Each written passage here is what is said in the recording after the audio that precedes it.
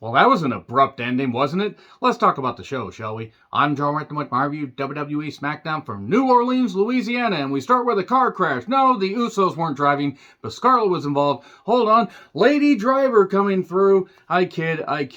They're riding off Cross and Scarlett, seemingly, because Drew McIntyre saw a car crash and said, "Oh, you beat me in a strap match, and your girlfriend maced me? I'm just gonna beat the holy hell out of you for no reason." I mean, I get it. Cross did cheat, but it's a strap match, so interference is going to happen. But Drew McIntyre's like, "Oh, you're in a car crash? No, I don't care."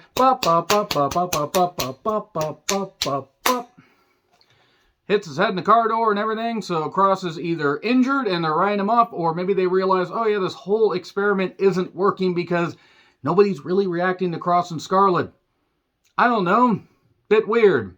I also think one of the Usos was involved in the accident because Jimmy wasn't there. Nevertheless, Cole and Barrett run down the card, and Bray Wyatt returns up next. So we cut to the New Day. I don't think they really thought these graphics through at all. In fact, I think the production staff pretty much was just fully on asleep at the wheel, which goes back to the car crash. So, New Day's talking. They cut a promo. Then we cut to Sammy, Jay, and Solo. Where is Jimmy? Maybe he's jaywalking and Jimmy walking. Ah, the fashion police. A phone call from Roman Reigns with a standard rotary phone ring. So there you go.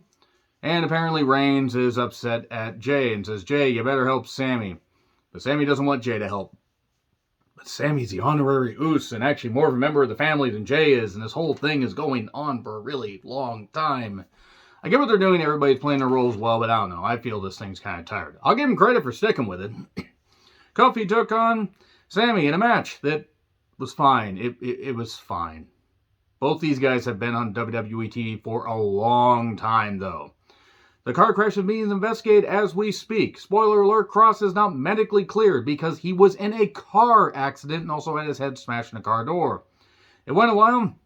We get distractions, and on a roll-up attempt, Kofi has Sammy rolled up, but Jay kicks Kofi over while the referee is totally distracted, even though the referee could have seen that. And the most devastating maneuver in all of professional wrestling, the surprise roll-up, 1, 2, 3. Sammy wins. And then doesn't put over Jay later. Triple H is talking to the cops, and Ray says, "I don't want to fight my son, I want to quit." "Wait, I have a better idea. Let's go talk in my office." That's pretty much it right there. This whole thing with Ray and Dominic is just abysmal. It's not good television. I know what they're trying to do, but Dominic is not cut out for this. It's like if Eric Watts, David Sammartino, and David Flair were rolled into one.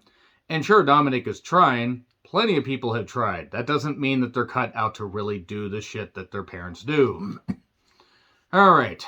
Raquel, Shotzi, and Roxanne are backstage doing stagey verbiage. Look, Roxanne has it in the ring already. She's going to get better. Promos are not her thing. Stop it. Get some help. Damage Control show up, and we're getting a 6-woman tag later.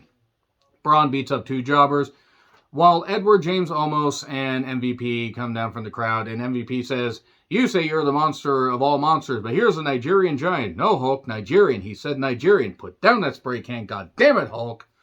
But nevertheless, Omos versus Braun. God, that is going to be abysmal. Braun's knees are shot, and Omos can't move. God, it's going to be bad. It's going to be really, really bad. Sammy, Jay, and Solo are talking. More drama for your mama. Save the drama for your mama. Thanks, WCW 2000. You made Booker T seem like an idiot. Even though you tried to book him as a world champion, Russo didn't know what he was doing.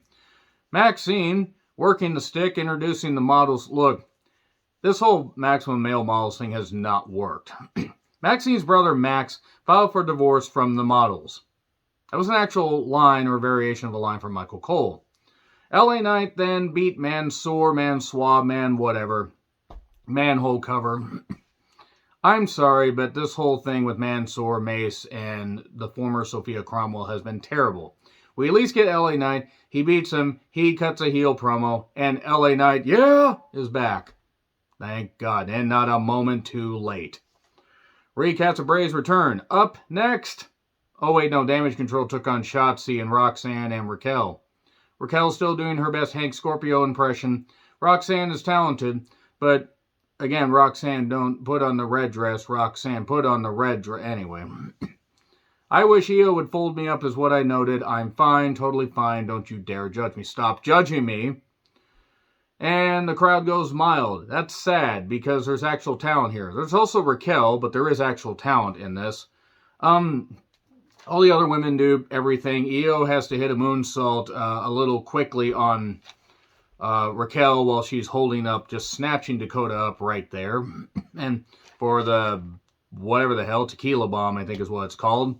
I feel like dropping tequila, and I don't even drink whenever Raquel's wrestling. There was a time where Raquel was actually good for WWE television. That time has passed. Bayley and Roxanne go at it, and then we get a bit of a awkward exchange. But a roll-up, another roll-up. 1, 2, 3. More roll-ups. We need more goddamn roll-ups. Triple H will never see heaven for bringing Hit Row back. I'm all for people getting paychecks, but Hit Row could have gone somewhere else. Swerve is succeeding in AEW, at least as much as he can, given all the weird shit going on there.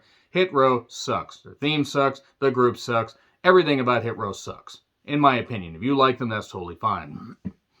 Recaps of Liv being choked out, and then we cut to the Vikings and Valhalla, a.k.a.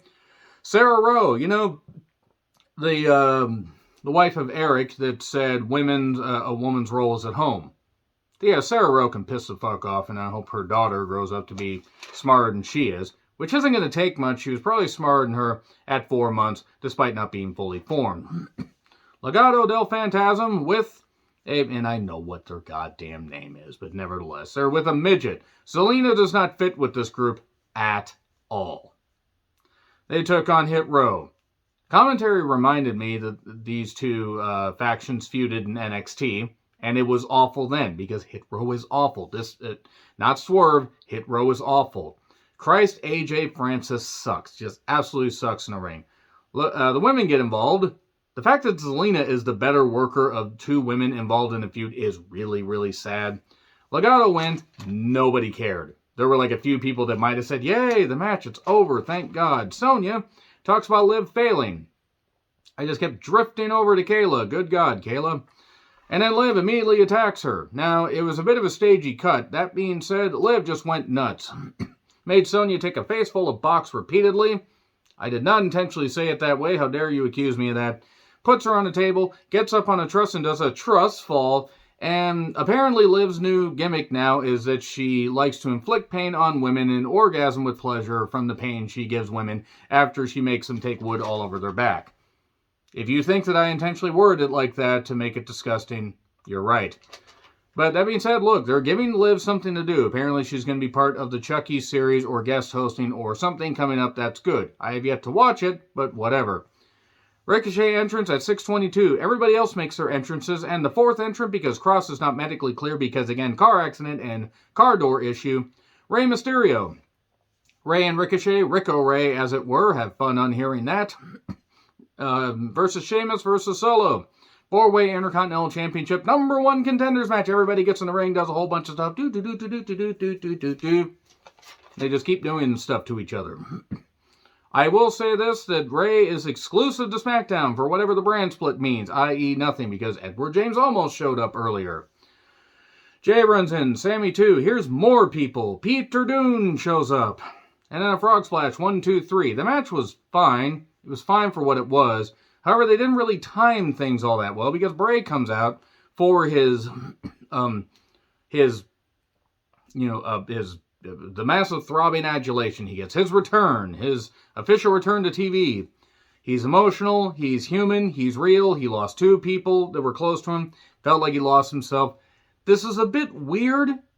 I mean, it obviously meant a lot to him. He was very emotional, and obviously losing Brody meant something to him. I don't remember who else he lost that was close to him. I think he might have lost, was it his grandfather? It might have been his grandfather, actually, now that I think about it. But nevertheless, this was badly timed because Bray was just getting into it, and then we cut to a video of the person in the black foam mask, all this, and forget the future, forget the past. People say it's going to be Bo Dallas coming back.